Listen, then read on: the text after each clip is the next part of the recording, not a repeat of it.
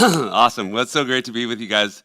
I always love coming here and spending time with you and getting to share a little bit from God's Word. I want to personally thank you guys for all of your support for Give Clean Water, and we're going to take a look a little bit later on what you guys have actually done and the lives that you've affected. But it's always a pleasure for me to be here. Yesterday, I had a really funny experience. I was driving. I was on my way over to Lowe's, and I called my dad. We live next door to my dad, and I called him, and he's 87. And he answers the phone, and when he answers the phone, I don't know if you've ever had this happen before, but his TV was blasting. I mean, it was so loud, and I couldn't hear him very well. And so I said, "Hey, Dad, do you have a 4-foot level?" Because I needed to get one if he didn't have one. And he says, "What?" And I said, "Do you have a 4-foot level?" And he says, "What?" And I'm like, oh man, this is not going to go well. Just when I was ready to tell him, "Hey, can you turn your TV down?" I didn't even get the words out. I said, "Hey, Dad, and the TV drops. And he said, "Sorry, I couldn't hear you. My TV was too loud."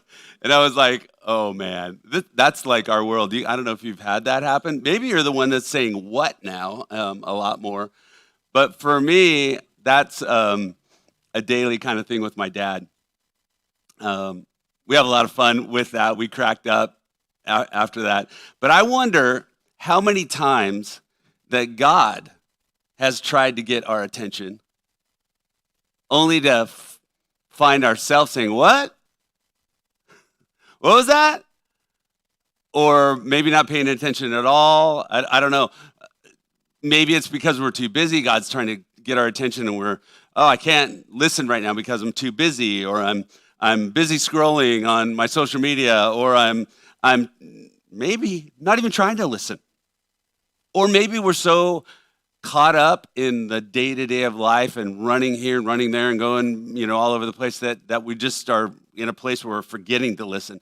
But I think for today, God's got a lot to say about what we're going to talk about in the passage that we're in. We're going to look at a couple different passages, actually. But I want to ask us this question. Have you ever felt like there was a need that was so big, but you weren't sure you had enough to cover that need? Could be anything. Could be some things. We were having this conversation with my wife. That's my wife, Sherry, back there. This last week, she was planning this big get together and for lots of people, 130 people or whatever. And the question came up of, are we going to have enough food? Do we have enough for everybody that's going to come? It would be so embarrassing to invite all these people to come and not have enough food. So you're like, you don't know if you have enough to supply that need. Maybe you're in between jobs and the need is great because you're not sure how you're going to be able to pay the rent. Maybe you've been in that place. Or a medical procedure comes in and you're not sure that your insurance is going to cover it all, and it creates this great, tension. Maybe you got a promotion to a new job and it sounded great, and then you got there and you felt like you were totally over your head because you had all of this stuff and responsibilities that you had to take care of. Maybe it's just juggling work, all your responsibilities, kids' events, running around, doing all kinds of stuff. Well, I want to tell you, if that is you and you've ever felt those things where things were just too big and you weren't sure you had enough, you're in good company, because Jesus' disciples felt the same exact way on many occasions. We're going to be over in Mark chapter 6. If you guys want to turn over there, we're going to kind of catch you up a little bit on the back end. The very first part of this, verse 6 through 12, Jesus had sent out his disciples to do ministry.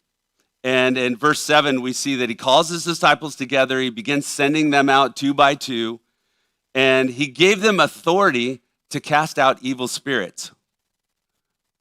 Which when I hear that, I'm like, okay, these guys are like kind of rookies. And that's what Jesus sent them out to do. I'm going to give you authority to cast out evil spirits. So they go out and they do that. And so they went out telling everyone they met to repent of their sins and turn to God. And they cast out many demons and healed many sick people. anointing them with olive oil. So they go out, and Jesus is, they've obviously been with him. He's given them authority to do all these things, and then they come back. A little bit later, starting in verse 30, we get this picture of kind of what's happening. Verse 30 says that the apostles returned to Jesus from their ministry tour and told him all that they had taught, all that they had done and taught. Then Jesus said, hey, let's go off by ourselves to a quiet place and rest for a while. He said this because there were so many people coming and going that Jesus and his apostles didn't even have time to eat. You ever feel like that? So much going on from place to place and where you're going and all these people. So the word's getting out. This is kind of like they're a little bit of rock starry, in this part of the Middle East. And the word's getting out to all the people, and Jesus says, let's just go be quiet. How many of you get recharged by being quiet? Yeah, some? How many of you get recharged by being around people and doing more? Some of you guys, right? Well, for the introverts in the world, let's go off to a quiet place. And so they did that. So they left by boat for a quiet place where they could be alone. That was the goal. That was the object of it. But many people recognized them and saw them leaving. So imagine there's all these people on the shoreline. They recognize them. That's key. 12 guys. Hey, those are the guys. And so they recognize them, and people from many towns ran ahead along the shore and got there ahead of them. So these guys are going off for a retreat to be quiet, and the crowds just run along the shore, follow the boat. The guys are out rowing the boat, and they get to the place, and they pull up on the shore, and they're all there. And Jesus saw the huge crowd, and he stepped from the boat, and he had compassion on them. It's the same word we're going to look at in another passage a little bit later. But he had compassion on them because they were like sheep without a shepherd. So he began to teach them many things. And I can't imagine what that's like. You might have felt this before. You're going off. You've got some kind of place where you're going to get recharged. You're going to be in a quiet place. Everything's going to go great. And then it doesn't. It's just wall-to-wall people, more things to do, more responsibilities. And the disciples are like, wait, I thought we were going to go rest. And then Jesus has compassion and he begins to teach them. So there's this tension that's happening. So Jesus is teaching them all day, and it's late in the afternoon, and his disciples come to him, and they said to him, hey, Jesus, this is a remote place, and it's already getting late. So why don't you send the crowds away so that they can go to the nearby farms and villages and buy something to eat? Because they're looking at this giant crowd, which we know later is 5,000 men plus women, children, whoever else was there, right? A huge crowd. I think of a crowd maybe that would fill up the amphitheater that's in Chula Vista where all the concerts are and everything. Something big like that. And so that many people are there, and they're like, look, these guys they've been here for a long time. Let's let them go home. And then Jesus looks at them, and I don't know what he was thinking, but he knew what he was thinking. The disciples didn't. He said, you go feed them. You guys do it. He's like, with what? What are we going to feed all these people with? And so they told him, we'd have to work for months.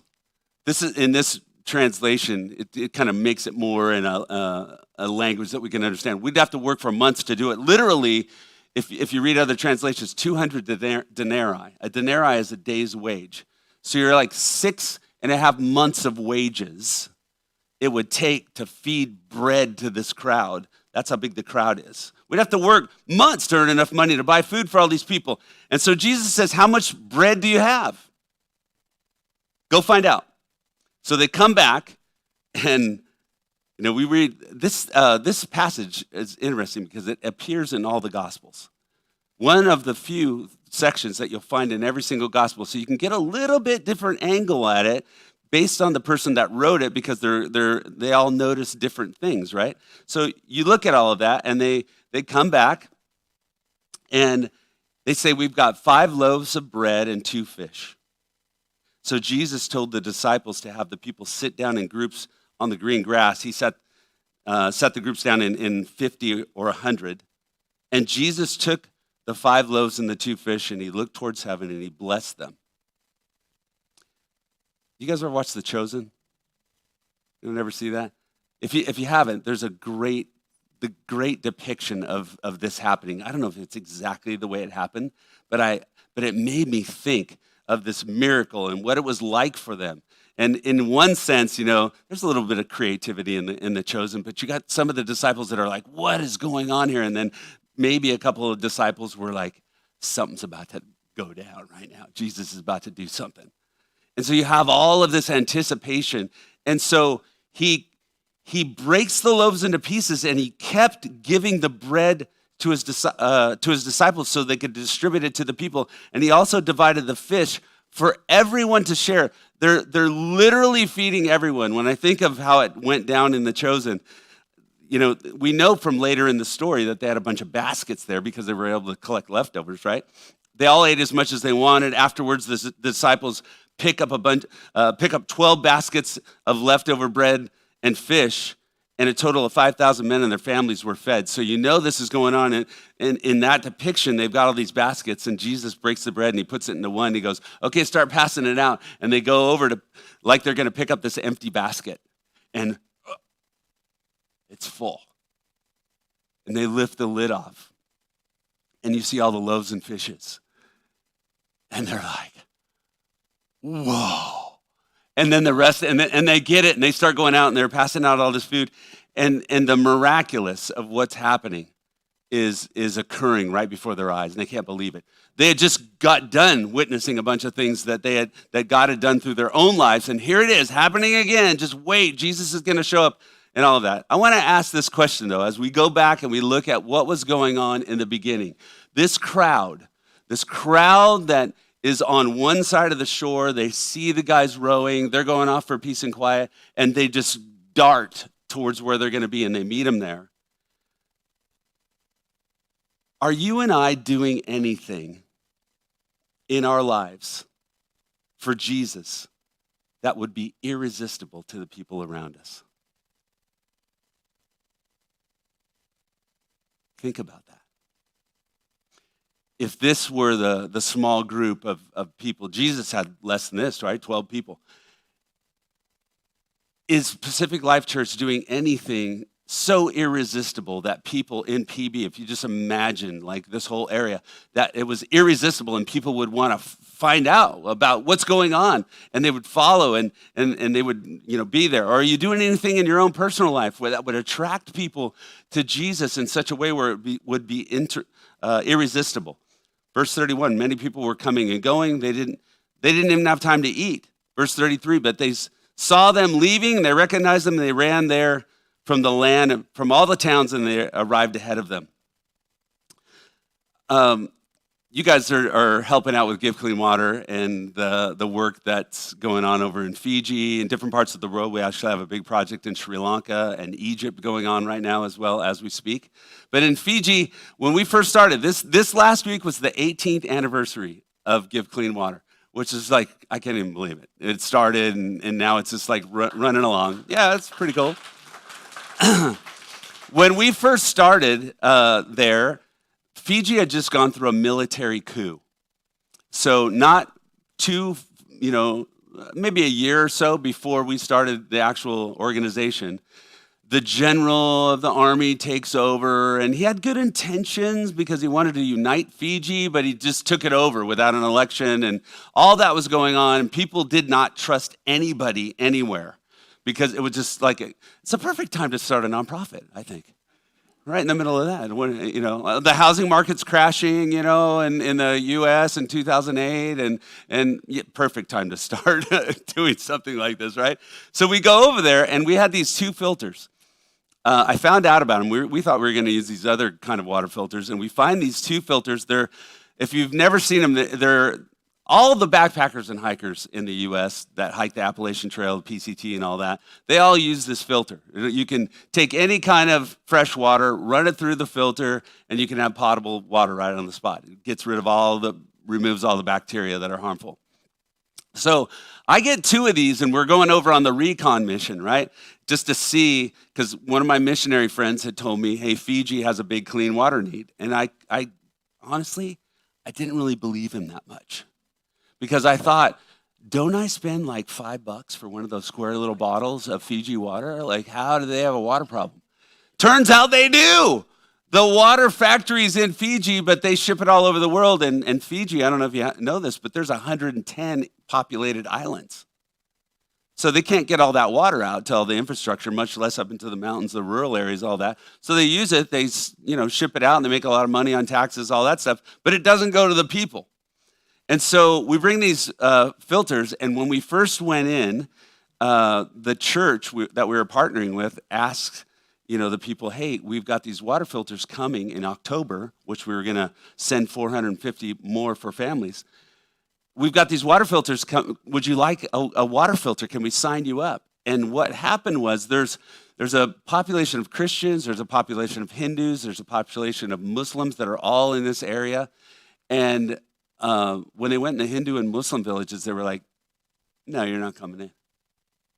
We don't want you coming in and preaching and doing your blah, blah, blah, whatever. So we were, talking about like how we were going to even set up the organization, but they said no. And the crazy thing is that when we actually got there later and started delivering those filters, and people were like, wait, those filters can do what? They can purify all my contaminated water or my family's not going to be sick. The word got out, and everybody wanted those filters. It was just one of those things where it was like, nope, red light, you're not doing this. When we were in Liberia, I was doing a big project in Liberia. I remember going to this one lady's house, and she had her baby in her arms. There had been a couple of filters that made their way into the village before, kind of on a recon mission, same kind of a deal, but we were going to bring filters to them. She said, I have to take you to our water source. And so she walks me down to this water source, and it's this murky pond, brown, just dirty. And she looked at me. I still say, she looked at me like she had lasers coming out of her eyes. And she said, you have to bring these filters here because this water's killing our babies. And you have like things that happen like that. We had another area in Liberia where we went to, and it was a Muslim village, and the church the guys we were working with, they went out and they visited the village, and they said, hey, can we bring you these water filters and come bring you clean water with the church, blah, blah. And the people that were the leaders, they said, no, we don't want you coming in our village, kind of like Fiji. We don't want you coming and doing your thing, preaching and trying to convert everybody. So they said no, but the team said, that's cool. We don't have to do any of that stuff. Can we bring you water filters anyway? Just give them to you. And they were like, you would do that? And so they let him in. Ultimately, that built relationships. Perfect time for your voice to happen. So that built relationships with the people that were in the village, and they had a great relationship going back and forth. A phrase came out of all this. Clean water's coming, and Jesus is bringing it. And that was what was going on in the country of Liberia. But you see all these things happen. Have we ever done anything in our lives that was irresistible for Jesus? Very quickly, as Give Clean Water developed, I became kind of overwhelmed because there's about 1 billion people in the world that don't have access to clean water. How are we, this little tiny NGO that's just starting up, nonprofit, how are we going to do anything that's going to make a difference? And so we wrestled with that. I want to encourage you guys to do this one thing, that you use what you have. However Jesus is going to use you, however God's going to use you, that you use what you have.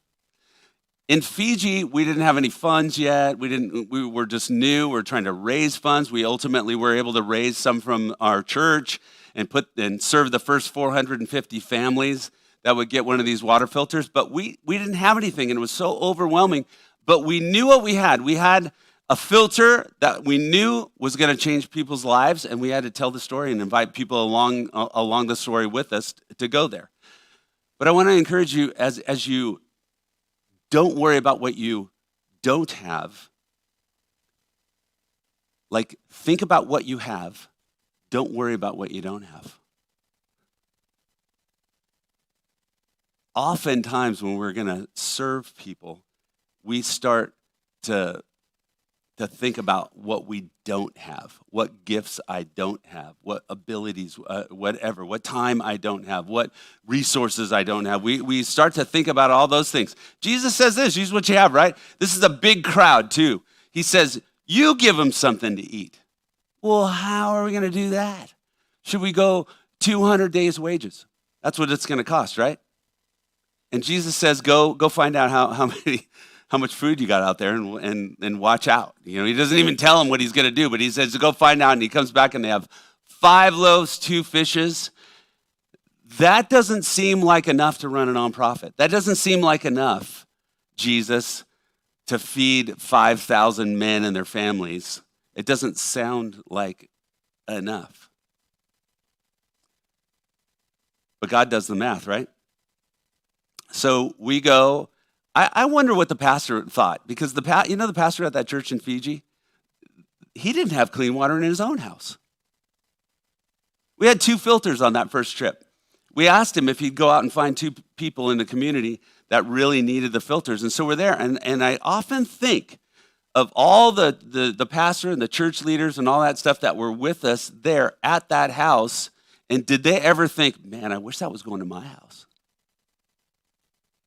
I wonder if the disciples thought that. I wonder if the disciples, when they had the 5 loaves and the 2 fish, said, all right, we got 5 loaves and 2 fish. Here's what you do, Jesus. Really dismiss them. At least we're going to get a snack. But he doesn't. He says, you go feed them. And so Jesus feeds them all. Way more than we think. To him who's able to do immeasurably more than all we ask or imagine, right? According to his power that's at work within us. That's who he is. And again, I just love the way that The Chosen lays this picture out and helps us kind of see it. Sometimes we don't think we have enough to make an impact. It's just too much. But I want to encourage you with this fact. God is the one that provides the impact. So, since we decided, we were trying to decide how we were going to set up Give Clean Water. Were we going to set it up as a public benefit nonprofit at that point in time, which is just kind of a generic nonprofit, or was it going to be a faith-based group? We asked the pastor. Imagine, again, you're in the middle of a coup. Nobody trusts anybody. At that point in time, how should we do this? And he says, well, if you want to give clean drinking water to all the Christians, then you set it up as a faith-based. If you want to give it to the whole country, which is what our goal was, then you set it up as a public benefit. Then we're going to be able to go everywhere. The church will get in every village. And so that's what we did. We set that up. 18 years ago, we got our start. Now, I actually work for the company now that makes the water filters. I work for Sawyer. I've been with them since 2015. Since those 2 water filters went in Fiji, now around the world, 29 million people have been impacted by one of these filters. Crazy.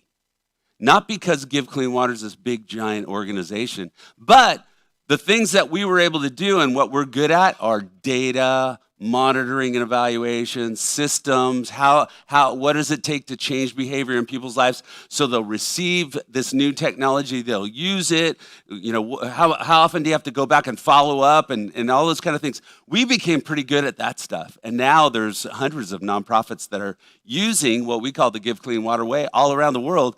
And that's how that 29 million came into play. Kind of crazy. But when we get to the place where we're like, okay, so what do I do? My wife and I were having this conversation today. What do I do How do I do it? Well, the only way that you're going to do something really is get beyond ideas and actually put something in your calendar. Otherwise, it won't get done. We'll be the masters of good intentions. But Jesus was about putting it in the calendar and getting it done and doing all this kind of stuff. And so when I look at what would we do, I would say this: do what Jesus did. Do what he said. That's a start, right? I want to look at just a couple things. In this passage, give them what you have. I want to do something because this is, make sure I don't have the lights knock me off the stage. I want you to imagine that this is the front part of the multitude. So there's 5,000, could be upwards of 20,000 people. And Jesus tells the disciples to go feed everybody. And so imagine what it would have been like if the disciples would have done this, and they would have went to row 1, and then row 2, row 3, row 4. And there's all those people back there, but they would have went, oh, no. And they came back and they started over with row 1 and row 2 and row 3 and row 4, and then they came back to the front, and these guys were hooked up, right? You know what? I had a pastor challenge me with this thought. That's what we do in the church a lot of times. God calls us to go. Jesus calls us to go, and we're supposed to do both. We're supposed to make disciples. That's a command of Jesus. But there's all that other stuff that's out there waiting for us that God calls us to go and do. And Jesus fed them all, right? So that's one of the big things. But then what else? He teaches us a few other things in Scripture. He teaches us to go love our neighbors. And then he tells us who our neighbors are. And you guys know the story, the Good Samaritan story. There's a guy, it's beaten, left half dead on the side of the road, and a priest comes by, looks at him, sees him, walks by on the other side, doesn't do anything. A Levite comes by, kind of the worship leader guy, sees the guy, walks by on the other side of the road, doesn't do anything. And then a Pharisee, who is the last person in the world that you would expect to do anything, because Jews and Samaritans didn't like each other. And it's the Samaritan. And Jesus, when he's telling the story to this teacher of the law that's trying to justify who his neighbor is, Jesus, when he says that, he says that the Samaritan had compassion.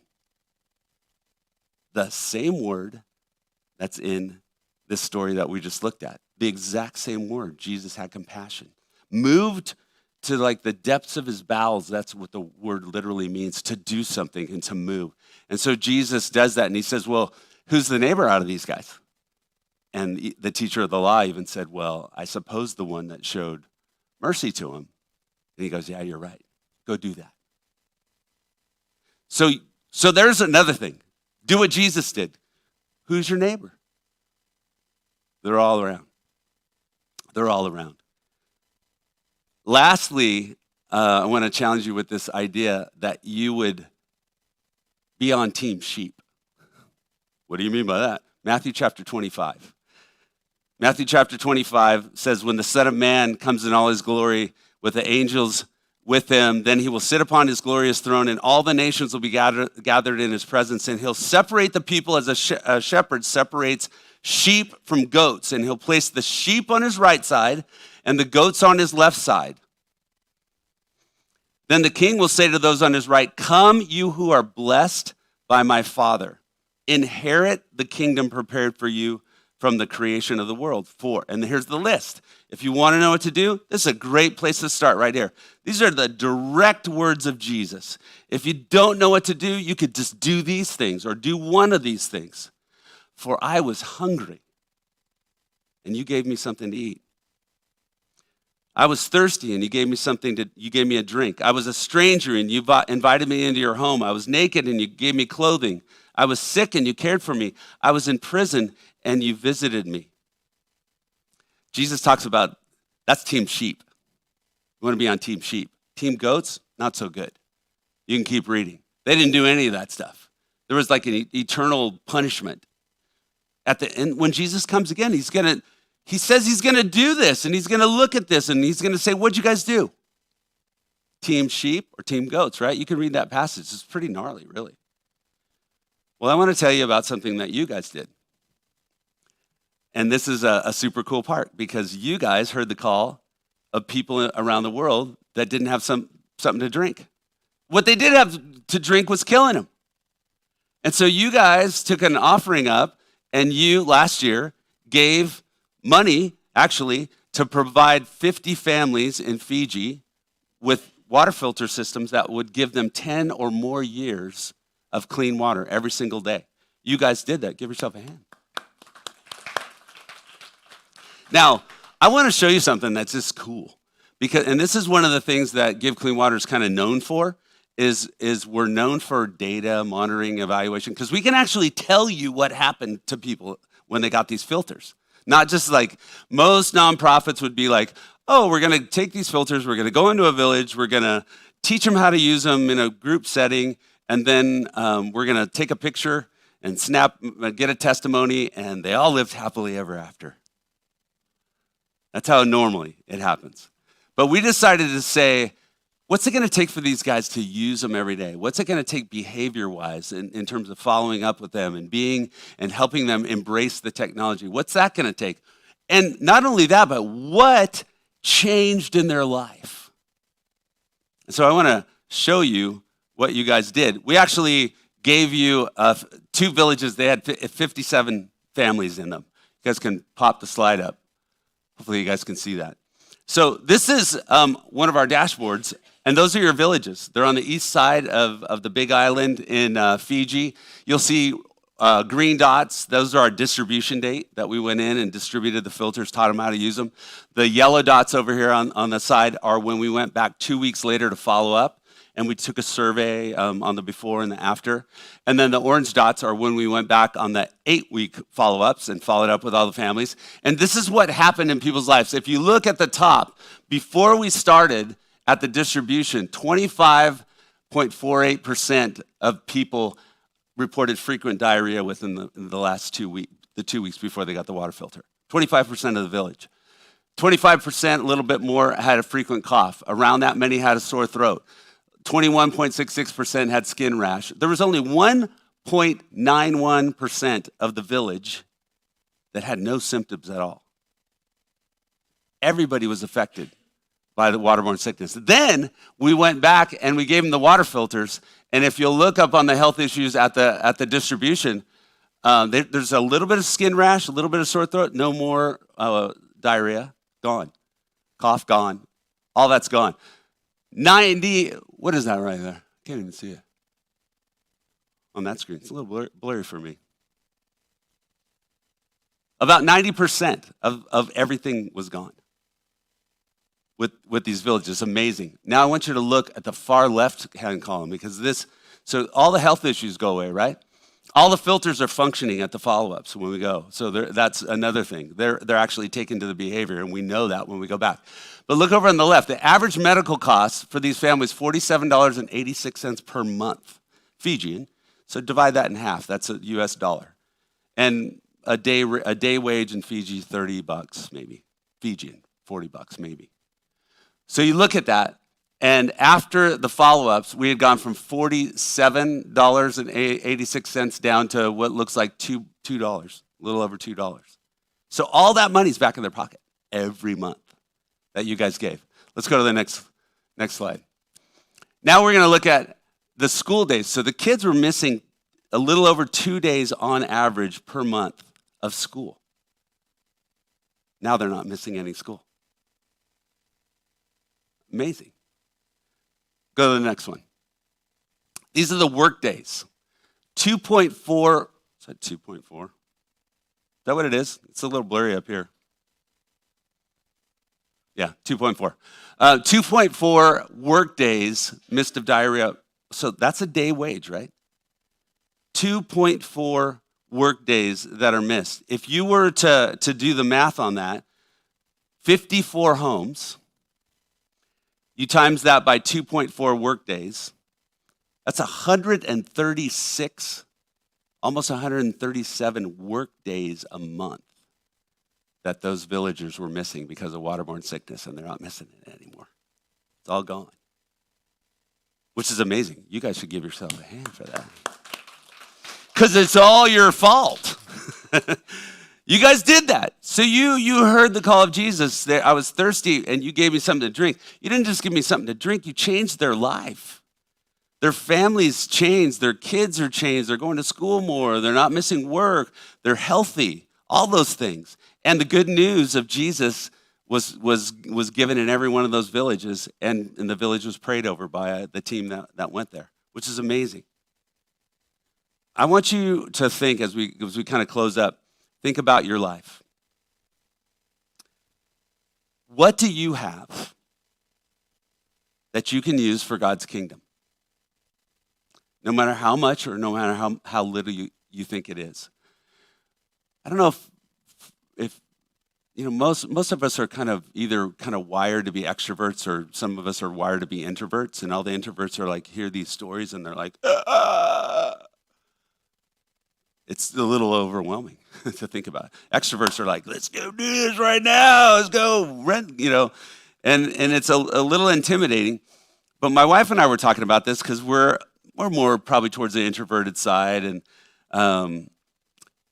what is it that we can do? Well, maybe you kind of have a behind the scenes thing. You could look at the disciples. What's one thing that they did? They just served the food. Jesus did all the other stuff, right? They just I can do that. I can pass baskets of food around. I can do that. What is it in our lives that we can do? You might have a lot of means. You might be able to do a lot of things, but you might still think, oh, maybe if I just had more, I could do this.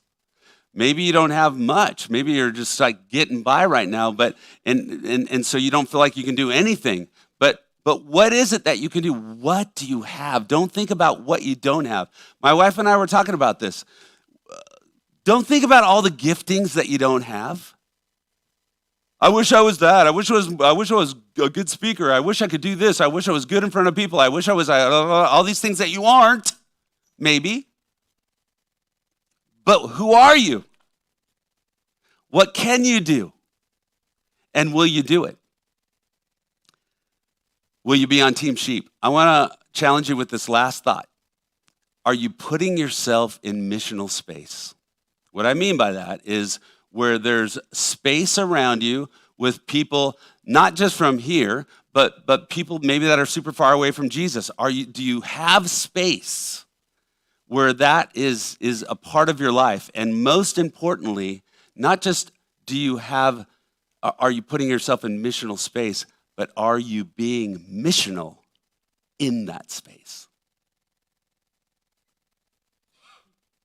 And what does that look like? It might be serving the food. It might be whatever. Are we putting ourselves in there? That's what I think God is calling us to do. Do what Jesus did, what he said, what he's about. And that's going to ultimately affect a few things in our lives that are valuable to us. Our time's valuable to us. But in order to do this stuff, it's got to go in your calendar, right? You have gifts that you have, but they're no good if you don't use them. You have resources at your disposal, but if you don't use them, then it's all on paper, right? It's like a paper tiger. I'm ferocious on paper. But that's it. It doesn't ever get off the paper and affect people's lives. So what will God do through you? What will God do through me? What will God do through all of us? I want to thank you because God did all that stuff through you guys and through your good hearts, and you engaged in God's kingdom in that way. Amazing. What will he do through you as you continue to live your lives out? Let me pray first. Father, I am grateful for your word and your example of how you challenge us. Maybe even freak us out a little bit, because I'm sure, God, that the disciples were a little bit freaked out. But Lord, you've created us all really uniquely, and you've given us all abilities and gifts and all kinds of stuff. I pray, God, for every single person here that we would embrace who we are and what you've given us, and in spite of like we think we're flawed and all that kind of stuff or whatever, how you see us, God, not what we're capable of, but what you're capable of, and that we would embrace that and dream about what could be. So I pray that over every single person here as we live our lives for you. In Jesus' name, amen.